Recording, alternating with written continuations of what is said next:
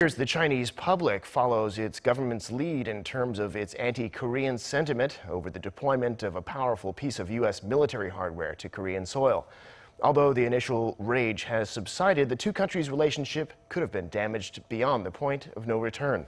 Kwon Jang-ho has this from Beijing. Flags torn up, cars smashed in, and boisterous protests. These were the images that were coming from China earlier this month in response to South Korea's decision to deploy the U.S. missile defense system THAAD. Politicians and state media voiced strong condemnation towards Seoul, and it became the #1 trending subject on Chinese social media. For the roughly 300,000 Koreans living in China, it has been a fraught and anxious time, with rumors of discrimination and even physical attacks. Long-time residents in Beijing say it's the most tense period they have ever experienced. In the last 3 to 4 years, especially because of the Korean wave, there were many Chinese people who felt warmly towards Koreans. But because that mood switched in an instant, it felt even more impactful.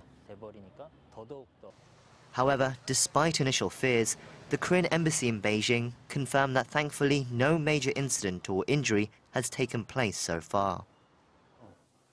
It's true that many Korean residents here are nervous. So every day since the beginning of March, we've been in contact with local Korean communities, student groups, as well as the Chinese authorities. But nothing has been reported. The rhetoric out of Beijing has eased in recent days, and attacks on social media have dissipated as well. Korean residents cautiously believe things are steadily going back to normal, but there's now a distance in the Chinese public's attitude towards Korea. I think Korean leaders made the wrong decision. They didn't consider our feelings, and I'm upset. We all want peace, not war, but the fact that they came out like this really makes me angry and incensed.